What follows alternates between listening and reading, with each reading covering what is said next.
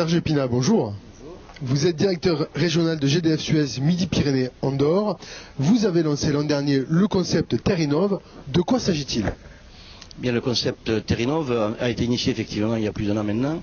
Il s'agit, en collaboration, en co-construction avec les territoires définis, de faire un diagnostic énergétique, d'identifier les énergies présentes sur le territoire désigné, de façon ensuite à imaginer les consommations d'aujourd'hui et plus largement les consommations de demain, et de faire émerger les énergies nouvelles et renouvelables sur le territoire, en reprenant, je dirais, une expression de chasseur, en étudiant bien entendu le biotope du territoire. Chaque Terrinov sera très différent les uns des autres, en sachant qu'on doit au préalable bien tenir compte de la spécificité de ces territoires et bien entendu du choix des orientations que nous aurons confiées les élus.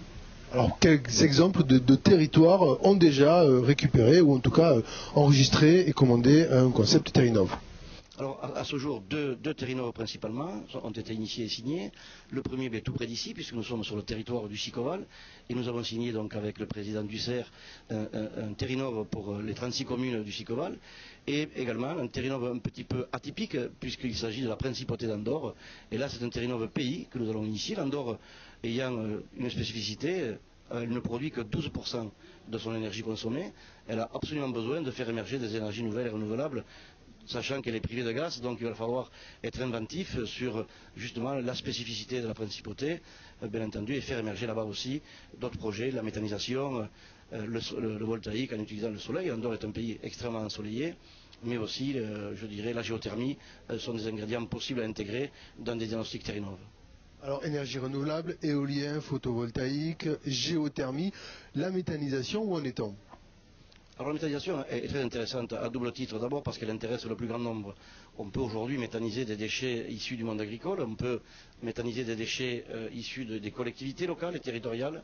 Ceci étant, un petit complexe aujourd'hui simplement qui n'est pas abouti, c'est que Midi-Pyrénées a été désigné comme territoire d'expérimentation et de façon à, je dirais, à libérer, à raccourcir les démarches administratives.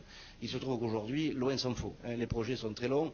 Nous suivons avec des collègues en Aveyron le projet Prométhère, qui est un projet qui pourrait être extrêmement structurant sur la région Midi-Pyrénées, puisque peut-être le plus significatif à ce jour, on parle là de 110 000 tonnes d'entrants, 70 agriculteurs réunis, sauf qu'on a aujourd'hui affaire à des démarches administratives qui évoluent aussi, la législation évolue aussi avec le temps, et qui perturbent, je dirais, finalement la finalité, la signature officielle de ce projet méthanisation extrêmement structurant en Aveyron.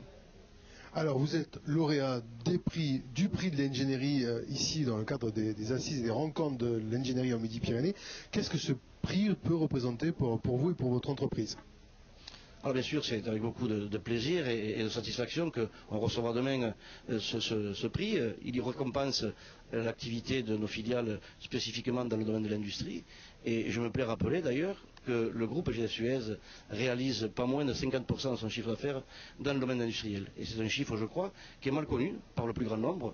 On nous sait très près des collectivités locales, mais on oublie ce facteur industriel, et j'en ai pour preuve que le fleuron de l'aéronautique aujourd'hui sur le territoire Airbus vient de nous confier la gestion de son FM pour l'ensemble de ces sites. C'est aussi là une vraie récompense pour le groupe GDF Suez et pour les filiales qui représentent le groupe dans le domaine industriel.